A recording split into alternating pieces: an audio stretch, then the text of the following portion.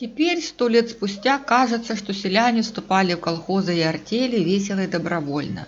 Старшее поколение иногда любит рассказывать о колхозах-миллионерах, о стабильности, помалкивая о заморенных трудом колхозниках, коррупции, бесхозяйственности, халатности, воровстве, кумовстве и приписках. А какой ценой внедрялись эти колхозы? Кто сейчас об этом помнит? История мисты сил Украинской РСР пестрила именами председателей колхозов, и советская власть делала все, чтобы их увековечить и внедрить в память народную. Советская власть знала, что делала. Память народная – такая штука, что если туда что засунешь с юности, то попробуй потом оттуда что-то выковырять. Попробуй доказать, что все было трошечки не так, а там было все не так. Канал Ірини Коновець-Поплавської. Садовые – достаточно известный род в Башмачке. Зажиточные землевладельцы. Фото садовых у меня нет, но для примера покажу снимок семьи Столповских из соседней Сергеевки, чтобы понимать, как наши прародители примерно выглядели. Родоначальник рода Харитон Садовой. Из сыновей мы знаем только Демида Харитоновича, который в 1897 владел 40 десятинами земли, и Милентия Харитоновича. Известно, что в декабре 1895-го Милентий Садовой написал в Екатеринославскую губернскую земскую управу прошение. Из этого прошения мы видим, что 1 августа 1890 года в Башмачке случился пожар, от которого пострадало 11 семей. В числе погорельцев был и Милентий Садовой, который позычил, как и многие, из сумм страхового капитала 280 рублей на восстановление хозяйства. К 1896 году Милентий вернул 168 рублей, осталось 112. Срок платежа неумолимо подступал, но 23 августа 1895 вспыхнул еще один пожар, уничтоживший хозяйство и постройки Милентия Садового. Уцелели только стены одной половины дома. Сгоревшее имущество было оценено в 3633 рубля. Это огромная сумма по тем временам. Поэтому Милентий попросил управу отсрочить ему уплату долга.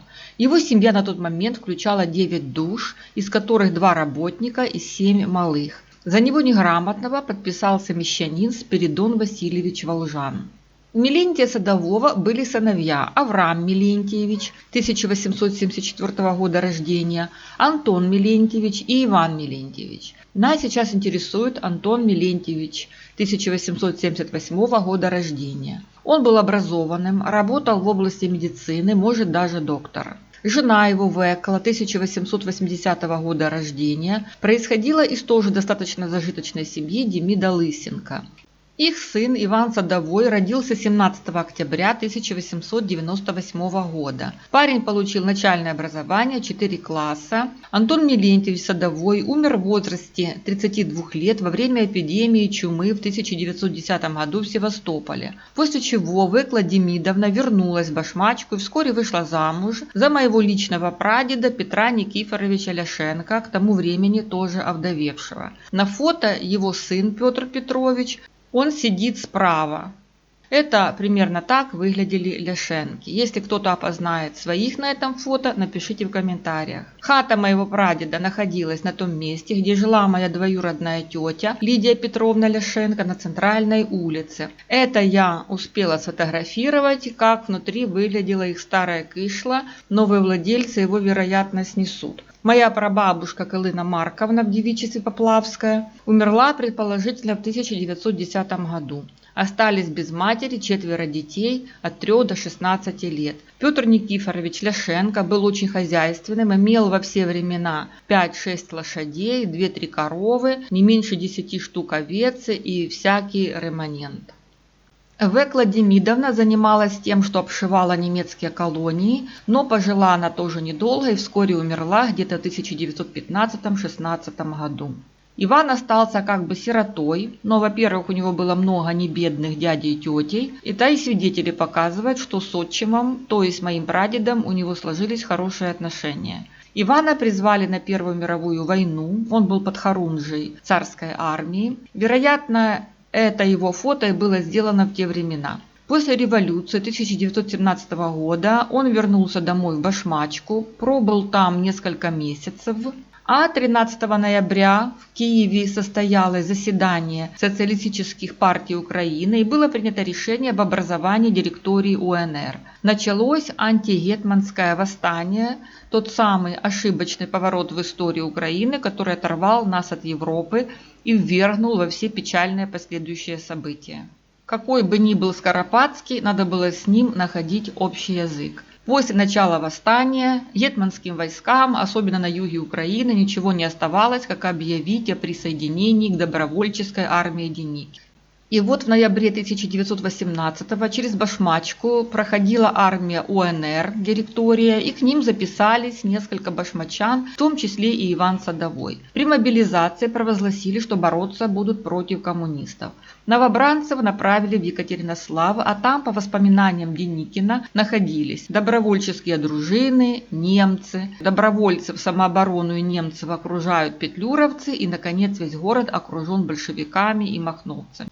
В Екатеринославе Ивану Садовому выпало на долю воевать с немецкими войсками и разоружать австрийцев, то есть участвовать в антигетманском восстании на стороне УНР. 30 декабря 1918 армию УНР вытеснили из центра Екатеринослава, однако к вечеру следующего дня Екатеринослав снова был под контролем директории УНР. В итоге 26 января 1919 части особой группы войск под командованием Павла Дыбенко и части армии Махно взяли Екатеринослав. До 10 мая 1919 в городе установилась советская власть. Армия УНР отступила, и Иван Садовой вернулся домой в Башмачку. Прожил он там дней 40, и когда в Башмачку прикатили махновцы, то вместе с моим двоюродным дедом Александром Ивановичем Коновец 1901 года рождения, моим троюродным прадедом Иваном Микитовичем Поплавским, его ровесником, и Петром Григорьевичем Михайленко 1900 года рождения, они ненадолго оказались в рядах махновского командира атамана Бровы. В 1919-м Поплавский и Михайленко были арестованы Хортицкой милицией и приговорены к расстрелу, но им как-то удалось сбежать прямо из-под расстрела. Ивана же Садового в 1920-м по возвращению в Башмачку тут же арестовала первая конная армия Буденного, они тогда стояли в Соленом. Отобрали винтовку, боевые патроны, обмундирование, отправили в Сурско-Литовское, Ямбург, потом Павлоград, где он просидел около 4 месяцев. Когда Ивана отпустили, то он вернулся домой, женился, его жена была тоже из зажиточной семьи, и в 1920-м у пары родилась дочь Ганна. Но семейное счастье продолжалось недолго, вдруг покончила с собой жена. Она повесилась. Иван остался с малышкой на руках. Вскоре он связал свою судьбу с Оксаной Григорьевной в девичестве Волжан 1902 года рождения, а в 1926 в семье родилась дочь Вера, а 2 года спустя Мария. В период НЭПа зажиточных селян, хотя и облагали налогом по повышенным ставкам, но благосостояние в целом улучшилось, число бедных и богатых уменьшилось, доля середняков выросла. Понятно, что растущий слой независимых середняков не устраивал советскую власть, поэтому Сталин в начале 1928-го выдвинул лозунг сплошной коллективизации, чтобы одним махом ускорить индустриализацию, решить хлебную проблему и ликвидировать врага советской власти зажиточного селянина. Садовой слыл крепким середняком, а многие его родственники были репрессированы и высланы. Среди таких Садовой Петр Демидович 1872 года рождения, Садовой Иван Никифорович 1911 года рождения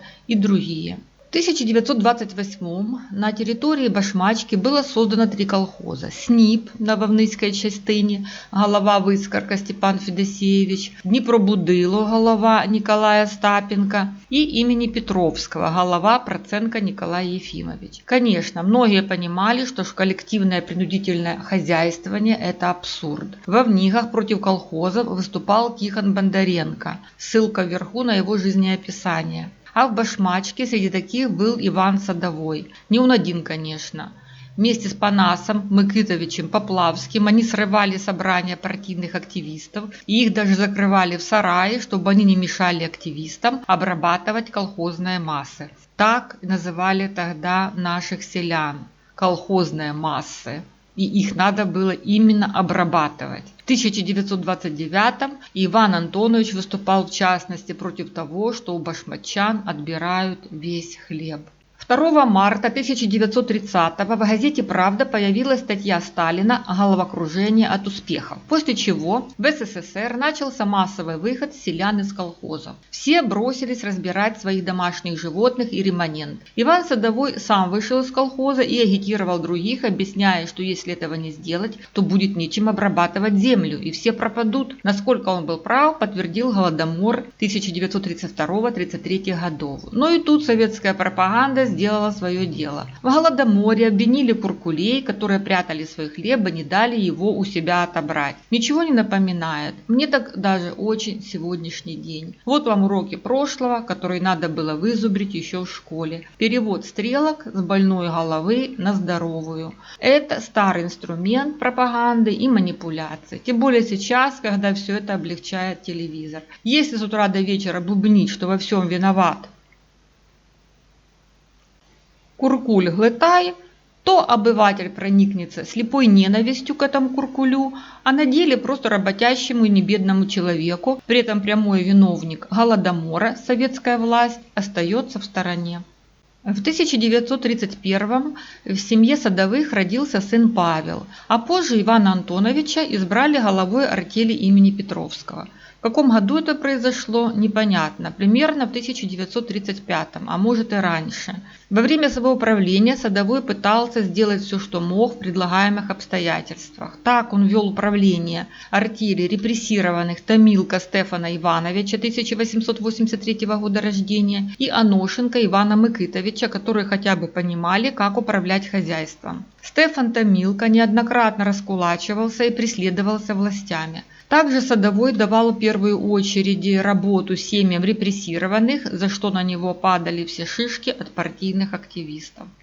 Иван Антонович был человеком с широким кругозором, на котором сказалось краткое пребывание в рядах УНР. Дома у него хранилась такая литература, как «Сонячна машина» Винниченко, записная книжка под редакцией Винниченко, «Мова и суспільство» под редакцией Скрипника, «Борис за правду» под редакцией Могилевича, украинская литература под редакцией Агиенко, «Полтава». Это издание «Свободной Украине в школе» и «Свободной жизни в самостийной Украине», «Кобзар», выпуск 1914 года. Также Иван Антонович поддерживал отношения со своим двоюродным братом Антоном Федоровичем Лысенко, с ведомым украинцем, о котором, к сожалению, мы знаем немного. Только то, что он в 1917 работал на Брянском заводе, в 1918 в Александрии, это Запорожье, потом возвратился на Петровку и работал там лаборантом по металлу. В 1927 он переехал в Запорожье и устроился техником на Днепрострое, а в 1935 то ли добровольно, то ли принудительно выехал на канал Волга-Москва.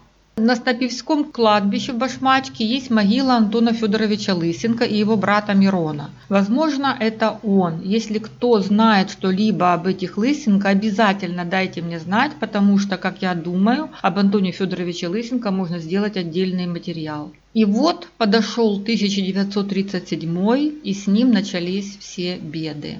В мае застрелился накануне ареста Ян Гамарник. Арестованы Хатаевич и Якир. Садовой опять спрогнозировал, и не потому, что он ясновидящий, а потому, что это вытекало из цепи логических размышлений. Сейчас арестовывают людей и называют их врагами народа. А где гарантия, что и Сталин не враг народа? Как мы можем ему доверять? Сейчас все их портреты снимают. Так кому можно верить? Если сняли и расстреляли маршалов, то как можно верить Сталину? Конституционная реформа в 1937 году превратила Советы рабочих, крестьянских и красноармейских депутатов в Советы депутатов трудящихся. Сельсоветы освободили от налоговых и заготовительных функций. Принцип демократического централизма полностью исключал возможность местной инициативы и обеспечивал обязательное выполнение решений центрального руководства. Кроме того, местные органы власти постоянно находились под надзором и жестким контролем со стороны местных КПБУ, созданных и действовавших в каждой административно-территориальной единице параллельно с советами. В мае 1937 состоялся в связи с этим пленум Башмачанского сельсовета по подготовке к выборам в Советы. Члены ВКПБУ стремились захватить в Советах власть, а Иван Антонович пытался этому противодействовать и поддерживал беспартийных. Понятно, что члены партии за это были озлоблены на него. Особенно один из них, который требовал от Садового, чтобы тот к нему в квартиру провел электричество. Но Садовой дал ему понять, что никаких преференций ему не будет, пусть ждет, как все.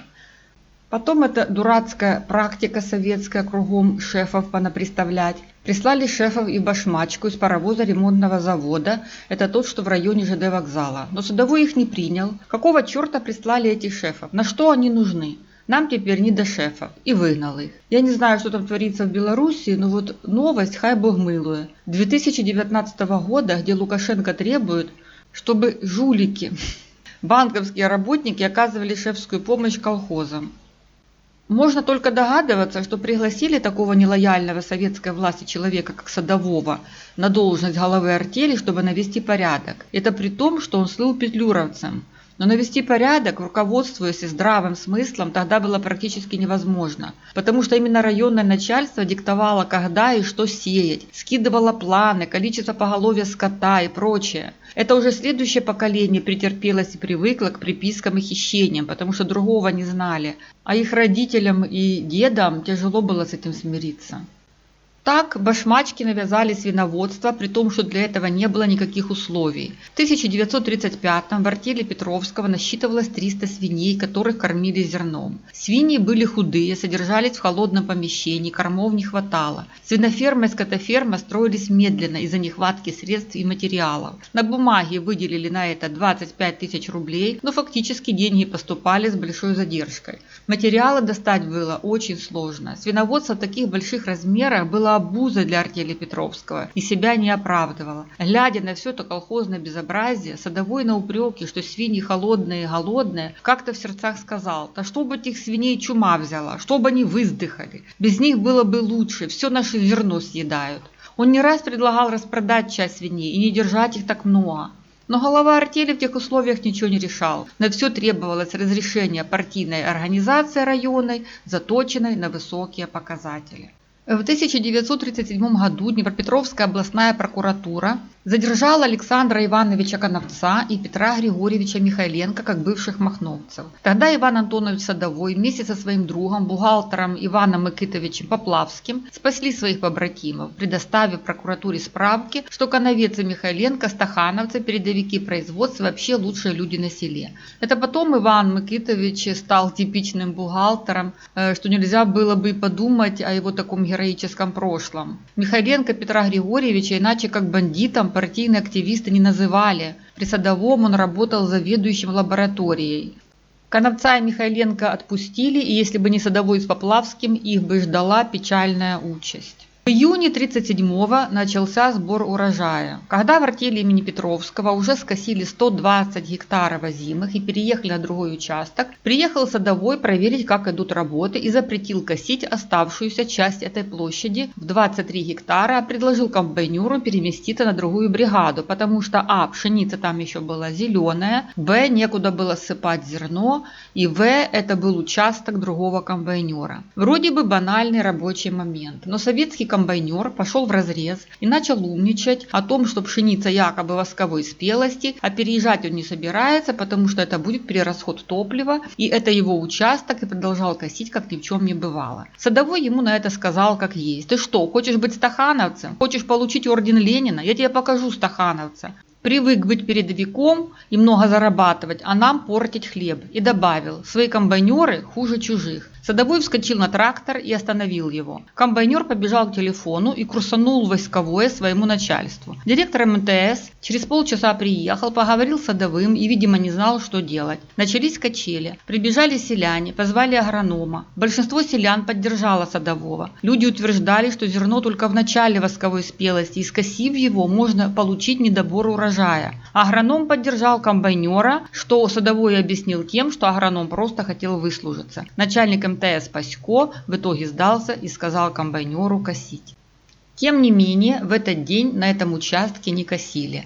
На другой день с утра прикатил агроном и приказал косить. Но тут прибежали завхоз Савенко и Василий Васильевич Михайленко, 1900 года рождения. Потребовали прекратить портить хлеб и остановили трактор. Дошло до того, что Михайленко взял комбайнера за петельки и потряс его немножко. В итоге караул, 2 комбайна «Сталинец» и 1 трактор ЧТЗ простояли аж целые сутки. К обеду приехало районное начальство и распорядилось начать косить с обеда. Против районного начальства не попрешь. Садовой на это в сердцах бросил. Каждая сволочь придет в колхоз и начинает нами руководить. Районное начальство – это был, естественно, Солонянський райвиконком в лице какого-то Каноненка, который на основі повідомлення майстра комбайнування, що його комбайновий агрегат було зупинено головою артілі Садовим, видав постанову від 7 липня 1937 року. Ивану Антоновичу приписали антикомбайновое проявление, тогда это было страшное преступление. Антимеханизаторские настроения значили низкий коэффициент использования техники і оборудовання. За незаконні дії, зупинення комбайнового агрегату на роботі і за зняття бригади, яка обслуговувала комбайновий агрегат, за зрив комбайнування в колгоспі, справу передали судовим слідчим органам для притягнення голови артілі імені Петровського Садового до відповідальності. Парторга зобов'язали провести роз'яснювальну роботу на основі впровадження стахановських методів праці. Советская власть тогда была помешана на стахановских методах. Этим фиктивным подвигом, когда одному шахтеру приписали показатели всей бригады, они раздували рекордоманию. Ивана Антоновича обвинили в придушении стахановского движения среди комбайнеров и трактористов. Инструктора РК КПБУ Эйделя, о нем мы упоминали в видео о партизанських отрядах НКВД, ссылка вверху, зобов'язали забезпечити допомогу партійній організації Башмацької сільради в проведенні масово роз'яснюючої роботи і утворення відповідних умов для роботи майстра-комбайнування в роботі на комбайновому агрегаті. И попеняли директору військової МТС товаришу Пасько, что когда ему позвонил сам майстер комбайнования и сообщил об остановке комбайнового агрегата, то тот не решил проблемы передовика стахановца. Но арестовали Садового не сразу, а 26 октября 1937 года. На момент ареста он уже был рядовым колхозником. Хата его стояла на Лысой горе и, кажется, и сейчас еще стоит разрушенная от дороги по правую сторону метров 300. Во время обыска изъяли и сожгли запрещенную контрреволюционную националистическую литературу. Уже через месяц, 30 ноября 1937 года, тройка УНКВД по Днепропетровской области присудила его расстрелять, а имущество конфисковать. В приговоре он назван бывшим и активным петлюровцем и, кроме всего прочего, проявлял террористические намерения против отдельных коммунистов. Приговор приведен в исполнение 10 декабря 1937 года с участием Наума Цальвича Турбовского, коменданта и палача Днепропетровского НКВД. В 1944 году трагически погиб 13-летний Павел Садовой, взорвавшись на мине. После этого Оксана Григорьевна переехала в Днепропетровск на поселок Строитель. Там она работала, растила дочерей. После смерти Сталина она обратилась в КГБ с просьбой выяснить судьбу мужа. Чтобы затереть следы своих преступлений, ей выдали справку, что Иван Садовой был осужден на 10 лет исправительно-трудовых лагерей и умер 1 января 1943 года от саркомы. По настоянию Оксаны Григорьевны дело в 1959 году пересматривалось. Вызывали свидетелей, они в принципе подтвердили свои показания, но что бросается в глаза, на вопрос следователя, куда делся Иван Антонович, все говорили, куда-то пропал и как бы все. Следотдел УКГБ при Совете министров УССР и прокуратура по Днепропетровской области оставили приговор тройки в силе, потому что там постоянно красной нитью проходило, что Иван Садовой был петлюровцем, а для НКВД это как красная тряпка. Даже в 1959 во время так называемой оттепели, вот запрос в архив начальника следотдела полковника Ярина, он просит проверить, не проходит ли Садовой по материалам Госархива как бывший участник банды Петлюры. То есть риторика понятна, банда Петлюры. Тоже такого человека реабилитирует. Жертвой репрессий Ивана Антоновича Садового признали только 23 апреля 1989 года. Оксана Григорьевна до этого дня не дожила. Она умерла в 1984. Вырастила и поставила на ноги двоих дочерей – Веру и Марысю. Вера вышла замуж за Ивана Даниловича Анушка, жила в Днепропетровске и умерла в 2002 году, а Марыся вышла замуж и уехала в Тернополь. Фото Ивана Антоновича нам предоставила его внучка Лидия Ивановна, дочка Веры. Что до дочери от первого брака Галины, то я пошла по подсказке туда, где она якобы проживала, в тупике 4, но там живут другие люди, а Галина Ивановна давно умерла, детей у нее не было. Но это если была правильная подсказка. Михайленко и Коновец благополучно дожили до преклонного возраста. Петр Григорьевич Михайленко умер в 1974, Иван Микитович Поплавский, второй справа, умер в 1973. Александр Иванович Коновец, он сидит в 1989. И, наконец, главная для меня загадка. Это фото из Солонянского музея 1932 года, когда приезжал Григорий Петровский. Разгар Голодомора. Кто ему подает хлеб-соль, мне неизвестно, может кто-то подскажет. Но Ивана Антоновича тут нет. А он же не последний человек на селе был. Хотя тут, понятно, не захотел. Вот фото стахановцев колхоза Петровского датируется 1936 годом. Ивана Антоновича здесь тоже нет, судя по обратной стороне фотографии, где все перечислены. В среднем ряду второй слева, кстати, тот самый Александр Иванович Коновец. А этот снимок мне дал перефотографировать, к великому сожалению, уже ушедший от нас Владимир Поплавский, который очень интересовался историей Башмачки. Здесь правление колхоза 1937 год. Опять же, Иван Антонович отсутствует, значит, фото сделано после июля 1937. Зато есть Иван Микитович Поплавский, он вроде сидит второй слева. То есть все тщательно почищено. Если были групповые фото с Иваном Антоновичем, то они уничтожены. Потому что с точки зрения советской власти он был врагом, петлюровцем. Но с точки зрения государства Украина Иван Антонович Садовой был патриотом. Он воевал за УНР. А когда большевики победили, спасал репрессированных, пытался предотвратить голод хотя бы своей Башмачки. Спас своих друзей Михайленко с Коновцом. Разве этого мало? С точки зрения государства Украина, он был ее верным сыном и достоин уважения и вечной памяти.